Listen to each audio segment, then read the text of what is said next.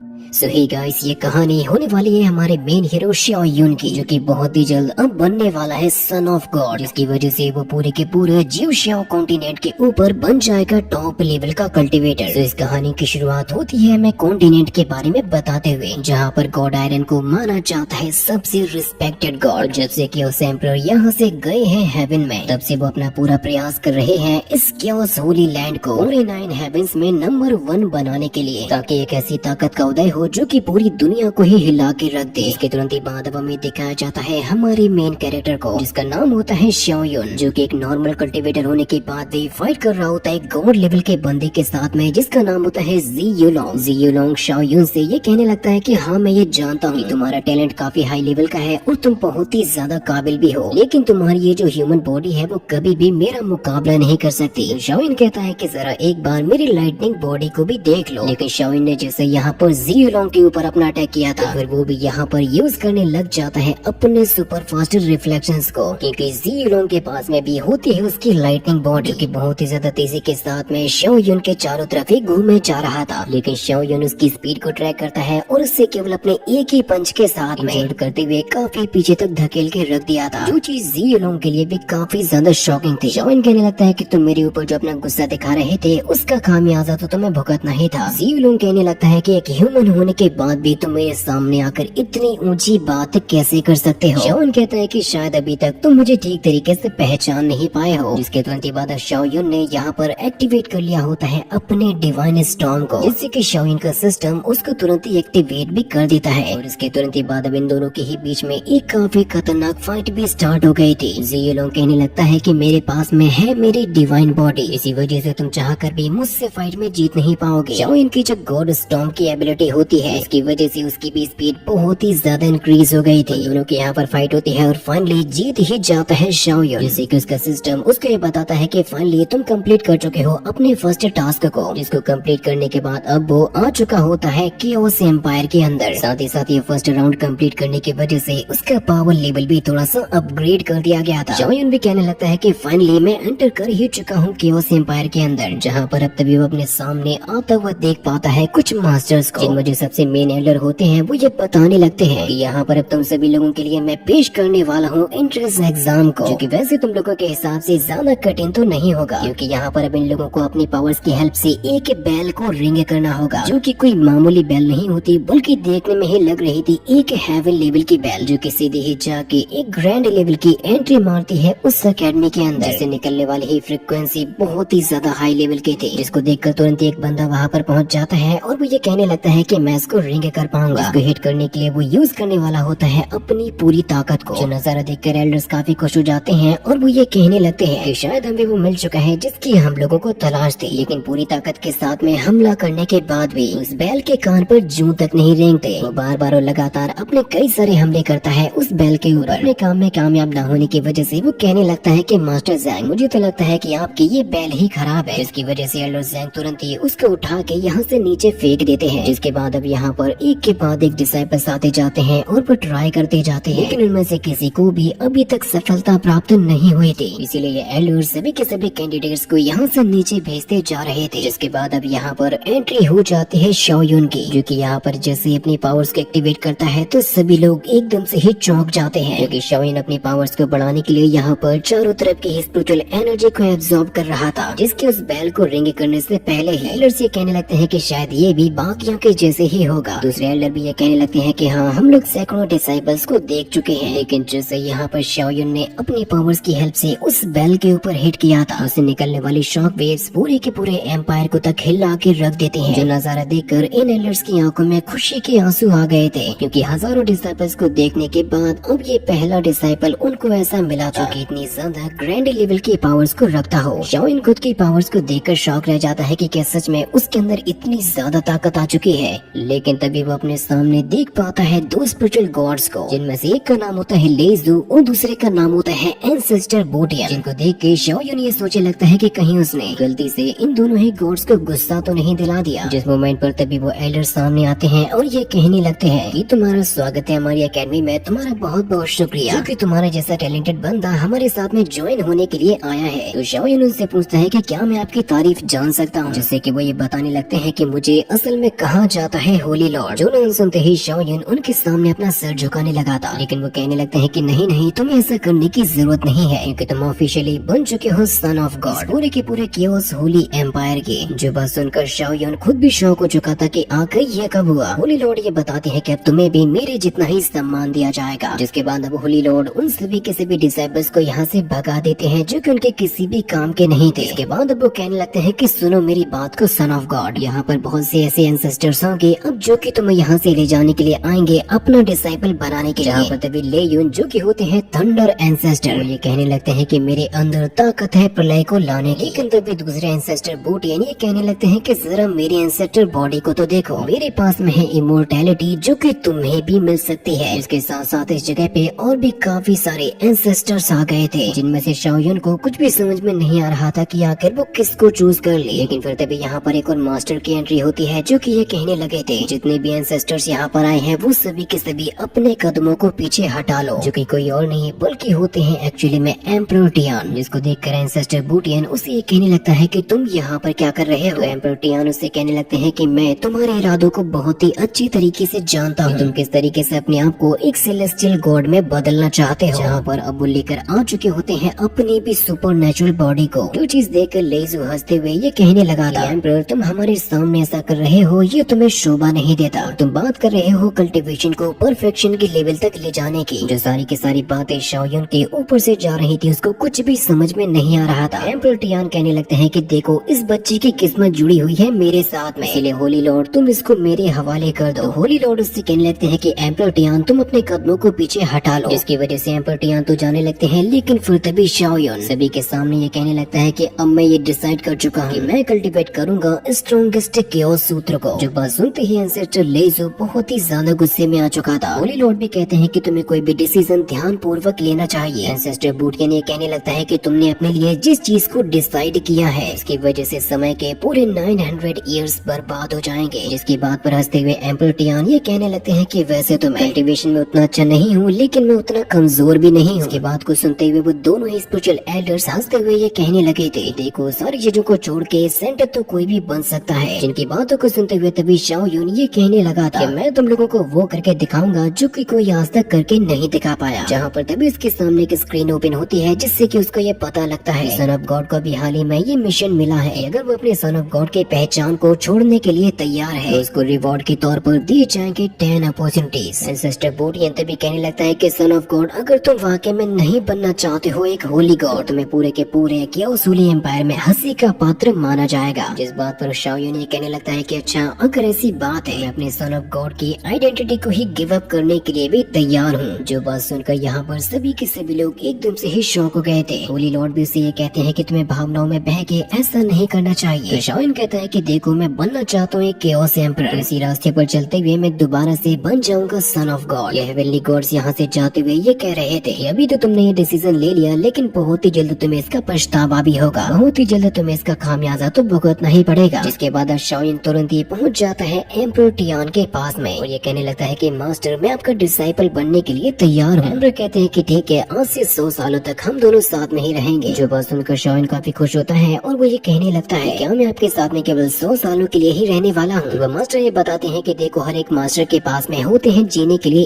1000 साल, जिसमें से 901 सालों को मैं ऑलरेडी जी चुका हूँ। शाओयुन सोचने लगता है कि कहीं सच में उसको आने वाले समय में पछताना ना पड़े। जिसके बाद हमें अगले ही सीन में दिखाया जाता है शाओयुन को जो कि क्या उसके सूत्र को कल्टीवेट करने की कोशिश कर रहा था, जिसको खुद एम्परर टियान को पार करने में पूरे 7 दिन लग गए थे। लेकिन शाओयुन के साथ में ऐसा कुछ भी नहीं होता क्योंकि वो तुरंत ही यहाँ पर क्रॉस कर जाता है अपने फर्स्ट लेवल को। यहाँ तक कि वो सेकंड लेवल के लोटस को भी क्रिएट कर चुका था, जिसके साथ साथ उसके 3, 4, 5, 6, 7 सभी के सभी फ्लोर्स भी एक्टिवेट हो जाते हैं। यहाँ तक कि वो अपनी उसी कल्टीवेशन को ही आगे बढ़ाते हुए एनर्जी ट्रेनिंग में एंटर कर जाता है। जिसके बारे में एक मास्टर ये कहने लगते हैं कि तुम्हें ये सब कुछ करने में पूरे 20 साल लग गए थे, लेकिन शाओयुन की जो एबिलिटी होती है पावर्स को बढ़ाने के मामले में वो सच में बहुत ही ज्यादा कमाल की थी। नजारा होली लॉर्ड भी देख रहे थे और वो ये कहने लगते हैं कि ये लड़का तो इतने जल्दी अब क्रॉस करने वाला है अपनी एनर्जी ट्रेनिंग को। ऐसे लड़के को पाने के लिए इस दुनिया का कोई भी मास्टर कुछ भी करने को तैयार हो जाएगा, क्योंकि ये खुद ब खुद ही बहुत ही तेजी के साथ में अपने लेवल्स को ब्रेक थ्रू कर रहा है। लेकिन ऐसा होने की वजह से ये दुनिया भी खतरे में आ सकती है। तभी हम देख पाते हैं एम्परर टियान को जो कि ये कहने लगते हैं कि मुझे तो कुछ भी करने की जरूरत भी नहीं पड़ी। उसने तो अपने आप से ही अपने लेवल्स को ब्रेक थ्रू कर लिया, जिसकी वजह से उन्हें ज्यादा चिंता तो करनी ही नहीं पड़ेगी। उनके बगल में जो मास्टर खड़े हुए होते हैं वो ये कहने लगे थे, ये जो हमारे पास में मैजिक मेडिसिन का फर्नेस है, तो ये तुम्हारे किसी भी काम का नहीं रहा। जिस मोमेंट पर अब हम लोग देख पाते हैं एक फीमेल कैरेक्टर को, जिसका हमें असल में नाम बताया जाता है लिन शाओया, जो किसी फर्नेस के अंदर ही बैठी हुई थी। मास्टर ये कहने लगते हैं कि देखो अभी तुम्हारा ब्रदर काफी तेजी के साथ में प्रैक्टिस कर रहा है, यहाँ तक किसने कल्टीवेशन करने के लिए अभी तक किसी भी मेडिसिन का भी यूज नहीं किया। इस मोमेंट पर तभी हम लोग यहाँ पर शाओइन की बॉडी से बहुत ही ज्यादा पावर्स को निकलता हुआ देख पाते हैं, जो कि पूरे आसमान में एक अलग ही लेवल को दर्शा रहे थे, जिसको देखकर एम्परर टियान ये कहने लगते हैं कि लड़का तो पहुंच चुका है एक्सट्रीम बॉडी रिफाइनिंग रियल में, और 9th लेवल को क्रॉस करना वो भी एक ही बार में, ये बहुत ही बड़ी बात होती है। शाओया भी कहने लगते हैं कि वाकई में सीनियर ब्रदर ने तो कमाल ही कर दिया। अभी एम्परर टियान ये कहने लगते हैं कि बच्चे 9th लेवल में पहुंच पाना ये बहुत ही बड़ी बात होती है, लेकिन बच्चे तुम्हें अचानक से ही अपनी बॉडी को एक्सट्रीम लेवल पे नहीं ले जाना चाहिए। इस बात पर वो सेकंड मास्टर कहने लगते हैं कि हाँ, ऐसा करने की वजह से तुम्हारे मास्टर की बेइज्जती हो जाएगी। तभी फिर मास्टर शाओइन के पास में जाते हैं और उससे ये कहने लगते हैं देखो तुम अपनी स्पिरिचुअल एनर्जी को तो काफी ज्यादा बढ़ा चुके हो, अब उसी तरीके से तुम्हें अपने फिजिकल पोटेंशियल पर भी ध्यान देना चाहिए। इसकी वजह से तुम एक नॉर्मल ह्यूमन की लिमिट्स को भी क्रॉस कर जाओगे, तुम्हारी ताकत इस पूरे के पूरे केओस एम्पायर को भी पार कर जाएगी। शाओइन ये पूछने लगता है कि मास्टर, या कोई इंसान अपनी पावर्स को केओस एम्पायर के बाहर तक भी ले जा सकता है? एम्परर टियान उसके बताते हैं कि मेरे मास्टर अपनी कॉम्बैट पावर को ले जा चुके थे 1 मिलियन तक, और साथ ही साथ वो पार कर चुके थे 9 फॉरबिडन रियल्म्स को। जो बात सुनते ही शाओइन भी कहने लगता है कि मास्टर, मैं भी किसी भी हाल में 9 फॉरबिडन रियल्म्स को पार करके रहूंगा। एम्परर टियान कहते हैं कि अच्छा, अगर ऐसी बात है तो उसके लिए सबसे पहले बढ़ानी होगी अपनी कॉम्बैट परफॉर्मेंस को। जो चीजें मास्टर टियान तो नहीं सिखा सकते, उसके लिए उन्हें किसी और की हेल्प लेनी होगी। जो बात सुनकर शाओइन भी शॉक हो जाता है कि क्या वाकई में उसके मास्टर के पास में कोई भी कॉम्बैट एक्सपीरियंस नहीं है। वो बताते हैं कि अब हमें यहाँ से जाना होगा स्टार टावर के अंदर। इसके बाद हमें अगले ही सीन में दिखाया जाता है एक स्टार टावर को, जो कि असल में किसी की भी कॉम्बैट पावर को चेक कर सकता है। एक लड़का अपनी कॉम्बैट पावर को चेक करता है, जिसकी होती है 50,000। जिस मोमेंट पर वहाँ पर लिन शाओया पहुँच जाते हैं और वो भी चेक करती है अपनी कॉम्बैट पावर को, क्योंकि उसकी जो फिजिकल स्ट्रेंथ होती है वो वाकई में काफी ज्यादा लाजवाब थी। वो यहाँ पर मौजूद डिसाइपल से ये कहने लगती है कि तुम लोग तो मेरे सामने कुछ भी नहीं हो। जिस मोमेंट पर तभी यहाँ पर एक और बंदे की एंट्री होती है, जिसका हमें नाम बताया जाता है चू जिंगजिया। और इस बंदे ने जब यहाँ पर अपनी कॉम्बैट पावर को चेक किया था, तो ये तो वाकई में एक काफी बड़े लेवल को अचीव कर लेता है। वो यहाँ पर मौजूद लोगों को ये दिखा रहा था कि वो कितना ज्यादा काबिल है। इस बात पर तभी लिन शाओया ये कहने लगी थी कि मेरे सीनियर ब्रदर के सामने तुम कुछ भी नहीं हो। इसके बारे में काफी सारे लोगों को पता होता है कि इसका सीनियर ब्रदर है शाओयुन, जो कि सन ऑफ गॉड के नाम से भी जाना जाता है। लेकिन काफी सारे लोगों को ये भी पता होता है कि शाओयुन ने सन ऑफ गॉड की पदवी को छोड़ दिया, इसलिए ये भी कहा जाता है कि अब वो कभी भी गॉड के थ्रोन पर नहीं बैठ पाएगा। जो बात सुनते ही लिन शाओया काफी ज्यादा गुस्से में आ जाती है और ये कहने लगती है कि तुम्हारी हिम्मत कैसे हुई मेरे सीनियर ब्रदर के बारे में ऐसी बात करने की। तो तभी प्रिंस जू सामने आता है और ये कहने लगता है, अच्छा अगर तुम्हारा senior brother son of God था, फिर आकर उसने गिव अप क्यों कर दिया? मुझे तो ऐसा लगता है कि सन ऑफ गॉड बनने के लिए उसने जरूर से चीटिंग की होगी। जिस मोमेंट पर अब तभी यहाँ पर आ जाता है शाओयुन, जिसको देखकर प्रिंस जू ये कहने लगता है कि शाओयुन, क्या तुम भी यहाँ पर अपनी पावर्स को आजमाना चाहते हो? शाओयुन खुद भी ये सोच रहा था कि उसको एक मौका चाहिए ताकि उसने अपनी पावर्स को जितना भी गेन किया है वो सबके सामने साबित भी कर सके, जिसके लिए सिस्टम उसके बताता है कि तुम्हारे पास में अभी एक बहुत ही अच्छा मौका भी है, जिसके बदले में तुम्हें काफी सारे नए रिवॉर्ड्स भी दिए जा सकते हैं। शाओयुन खुश होते हुए ये कहने लगता है इस तरीके से इन फ्यूचर उसको कभी भी पावर्स की कमी नहीं होने वाली। जहाँ पर तभी लिन शाओया शाओयुन से ये कहने लगी थी कि जाइए और इन सभी के सभी लोगों को दिखा दीजिए अपनी असली पावर। शू भी कहता है कि हाँ बिल्कुल, मैं भी देखना चाहता हूँ कि आखिर तुम क्या कर सकते हो। जिसके तुरंत ही बाद अब शाओयुन उसी स्टोन के सामने पहुँच जाता है और तुरंत ही प्रिपेयर करने लगता है अपने एक बहुत ही ज्यादा पावरफुल अटैक को, जिसको उसने उस स्टोन के ऊपर जैसे ही हिट किया था तो वो नाटक करने लगता है जैसे कि उसको चोट लग गई हो। उसने यहाँ पर मौजूद लोगों को जब बेवकूफ बनाया था तो उसकी वजह से उसको 3 गुना ज्यादा रिवॉर्ड्स मिल जाते हैं। वो खुद भी ये सोच रहा था कि वाकई में उसने एक तीर से 2 निशाने लगा लिए। प्रिंस जू से ये कहता है कि ऐसा करने की वजह से तुम्हारी तो बहुत ही ज्यादा बेइज्जती हो चुकी है। लेकिन शाओयुन ने जो यहाँ पर अटैक किया था, अब उसकी वजह से उसकी जो कॉम्बैट पावर दिखाई जाती है वो पहुँच चुकी होती है पर्पल गोल्डन लाइट तक, यानी कि वो क्रॉस कर चुका है अपनी फिजिकल ट्रेनिंग को। जो नजारा देखकर ही यहाँ पर मौजूद सभी के सभी लोग एकदम ही शॉक रह गए थे। प्रिंस जू को तो यकीन में नहीं हो रहा था कि इस बंदे ने ट्रेनिंग करना केवल 1 दिन पहले से ही स्टार्ट किया था, आखिर इसके पास में इतनी ज्यादा कॉम्बैट पावर कैसे हो सकती है। सिस्टम की तरफ से उसको एक और नया टास्क भी दिया जाता है, इसको अगर इसने पूरा कर लिया तो उसका उसको और भी ज्यादा रिवॉर्ड्स मिलेंगे। शाओन ये सोचने लगता है कि इसके लिए अब उसको अपनी पावर को और भी ज्यादा बढ़ाना होगा। जहाँ पर तभी इसके पास में लिन शाओया आती है और ये कहने लगती है कि मुझे तो पता ही था मेरे सीनियर ब्रदर बहुत ही ज्यादा कमाल के हैं। जब प्रिंस जो यहाँ पर शाओयन के पावर लेवल को देखने लगा था तो उसको अपनी औकात भी पता चल चुकी थी कि वो उसके सामने कुछ भी नहीं है। साथ ही साथ लिन शाओया अब यहाँ पर प्रिंस जो से ये कहने लगती है कि तुम्हारी हिम्मत भी कैसे हुई थी मेरे भाई को चीटर बोलने की। यहाँ पर मौजूद लोग ये कहने लगते हैं कि अभी इस बंदे को ट्रेनिंग किए हुए केवल एक ही दिन हुआ है और फिजिकल ट्रेनिंग के इस लेवल पे पहुँच पाना ये तो नामुमकिन है कि शाओयन की कॉम्बैट पावर पहुँच चुकी होती है 100,000 पर। लिन शाओया बताने लगती है कि मेरा बिग ब्रदर पहुँच चुका है एक ही दिन के अंदर बॉडी रिफाइनिंग रियल में। तुम लोगों को नहीं लगता कि ऐसे जीनियस के सामने तुम लोगों को झुक के रहना चाहिए। लेकिन तभी एक बंदा आता है जो कि लिन शाओया को धक्का मारते हुए उसको रास्ते से हटा देता है, जिसकी वजह से शाओयन उससे गुस्से के साथ में कहता है कि आखिर मैं तुम्हारा ये करने का मतलब क्या समझो। प्रिंस जो ये कहता है कि तुम्हारी जूनियर सिस्टर कुछ ज्यादा ही बकवास करती है, उसे हमेशा डिसिप्लिन में रहना चाहिए। शाओयन उससे कहता है कि देखो चाहे डिसिप्लिन हो या चाहे और कुछ भी हो, मैं उसको सिखा दूंगा, तुम्हें चिंता करने की कोई जरूरत भी नहीं है और अगली बार से अपने हाथों को जरा संभाल के रखना। जब शाओयन यहाँ से जाने लगता है तो प्रिंस जो उसको रोकता है और ये कहता है वैसे मेरे पास में तुम्हारे लिए एक बहुत ही अच्छी सलाह है। देखो तुम ऑलरेडी सन ऑफ गॉड की पदवी को गवा चुके हो। ये छोटी मोटी ट्रिक्स को यूज करते हुए तुम्हें ऐसा लगता है कि तुम मेरी बराबरी कर पाओगे, तो ऐसा नहीं होने वाला। चिंता मत करो, हम लोग बहुत ही जल्द मिलेंगे स्टार पवेलियन के अंदर। मैं वहाँ पर देखता हूँ कि अगर तुम्हारे पास में और कौन सी ट्रिक्स होंगी मुझे दिखाने के लिए। जहाँ से वो हंसते हुए चला जाता है उसका मजाक उड़ाते हुए, ये भी कहते जाता है कि अच्छा होगा अगर तुम दोनों ही अपना ध्यान रखो। इसके बाद अब हमें अगले ही सीन में लिन शाओया और शाओयन दोनों को ही जाते हुए दिखाया जाता है स्टार पवेलियन के अंदर। और ये स्टार पवेलियन अंदर से देखने में बहुत ही ज्यादा मजेस्टिक भी फील होता है। देखने में तो ऐसा लग रहा था जैसे कि ये लोग किसी और ही दुनिया में आ गए। यहाँ पर आकर लिन शाओया कहने लगती है कि ब्रदर मुझे यहाँ पर क्या करना चाहिए, क्योंकि मैं तो अभी तक उस लेवल पर आई भी नहीं हूँ जिससे कि मुझे यहाँ पर कोई काम हो। जिस बात पर एक बंदा उसका मजाक उड़ाते हुए कहने लगता है कि शायद तुम यहाँ पर पहली बार आई हो, क्योंकि इस स्टार पवेलियन को डायरेक्टली कंट्रोल किया जाता है सुप्रीम एल्डर्स के द्वारा। लेकिन हमें क्या चूज करना है इसका डिसीजन हमें खुद ही लेना होता है। जैसे यहाँ पर लिन शाओया से ज्यादा बातें करने लगता है तो शाओयन तुरंत इससे कहता है पता नहीं क्यों मुझे ऐसा लग रहा है जैसे कि तुम्हारी परफॉर्मेंस कुछ ज्यादा अच्छी नहीं थी। इसकी बेइज्जती होने की वजह से वो बंदा तुरंत ही चला जाता है। लिन शाओया कहते हैं कि ब्रदर वैसे तुम्हें उसके बारे में पता कैसे था। तो शाओयन कहता है कि मैं किसी की भी शक्ल को देख के बता सकता हूँ। जिस मोमेंट पर तभी यहाँ पर आवाज आने लग जाती है एल्डर्स की, जो कि ये कह रहे थे कि यहाँ के रिजल्ट्स को बहुत ही जल्द अनाउंस किया जाएगा। यहाँ से कुछ स्टार्स नीचे आएंगे तो सभी लोगों को अपने अपने लिए चूज करना होगा और जो भी बुद्धिमत्ता से काम लेगा बेशक उसको विजय प्राप्त होगी। और यहाँ पर ये जो एल्डर्स होते हैं वो पावर्स को परखना चाहते थे शाओयन की, क्योंकि शाओयन के जो अचीवमेंट्स है वो अभी तक किसी के अंदर भी नहीं देखे गए। जिससे कि एल्डर टियान हंसते हुए ये कहने लगते हैं स्टार पवेलियन का एल्डर होने की वजह से बेशक मैं तो यही चाहूंगा कि मेरा शाओयन ही जीते। जिस मोमेंट पर तभी यहाँ पर एक और मास्टर की एंट्री होती है, जिसका असल में हमें नाम बताया जाता है एल्डर टियानी, जो कि पावर्स के मामले में पहुंच चुके होते हैं हेवन रियल्म के हाफ स्टेप में। इनकी प्रैक्टिस करने की स्पीड को देख के हर कोई हैरान है। बेशक वो रोल मॉडल बनने के लायक है इस पूरी जनरेशन के लिए। विटियानी के जैसा एल्डर कल्टीवेटर कोई भी नहीं है। विटियानी सामने आते हैं और वो ये कहने लगते हैं मैं भी ये देखने आया हूँ कि इन सभी स्टूडेंट्स में कौन सबसे काबिल है। हाल ही में मैंने किसी का नाम तो सुना है लेकिन पता नहीं वो कितना काबिल होगा। इसकी बातों पर एम्पर टियान तो ध्यान भी नहीं देते। यानी मजाक उड़ाते हुए कहने लगता है कि 100 साल के बाद हमारे बीच से कोई चला जाएगा। एम्पर टियान कहने लगते हैं कि अगर तुम अपनी बकवास कर चुके हो तो यहाँ से जा सकते हो। जिस मोमेंट पर तभी लिन शाओया के लिए एक स्टार को नीचे भेजा जाता है। इसके अंदर उसको एक रिवॉर्ड मिलता है जो कि होता है एक फर्स्ट क्लास का अमेजिंग रिवॉर्ड। इस पर हंसते हुए प्रिंस चू कहने लगता है कि तुम इतने में ही खुश हो गई। जिस मोमेंट पर तभी प्रिंस चू के लिए भी भेजा जाता है एक स्टार पर्ल को, जिसको वो कैच करता है और उसके अंदर उसको मिल जाती है एक बहुत ही अमेजिंग पावर। चीज देख के प्रिंस चू भी काफी ज्यादा खुश हो रहा था, क्योंकि प्रिंस चू ने प्राप्त कर ली होती है एक सुपर लेवल की अचीवमेंट। की वजह से अब ये कहा जाता है कि ये बंदा अब बन चुका है पूरी एकेडमी में नंबर 1। जो अब यहाँ पर शो ऑफ करते हुए कहने लगता है कि देख लो जरा ध्यान से, मेरे पास में भी अब आ चुका है सुपर रिकॉर्ड। इस बात के बारे में दो एल्डर्स बता रहे होते हैं एल्डर टियानी को। हमारे बीच में प्रिंस चू के जैसे काबिल डिसाइपल्स भी हैं, जिनका फ्यूचर भी सेट है और उनकी पावर्स भी बहुत ही कमाल की हैं। कि असल में प्रिंस चू डिसाइपल होता है मास्टर टियानी का। टियानी कहने लगता है कि ये दुनिया कभी भी मेरे जैसे सेंट को नहीं देखेगी, कि मेरे जैसा मास्टर आज तक कभी हुआ ही नहीं। इसके आगे की अमेजिंग स्टोरी दिखाई जाएगी नेक्स्ट एपिसोड के अंदर।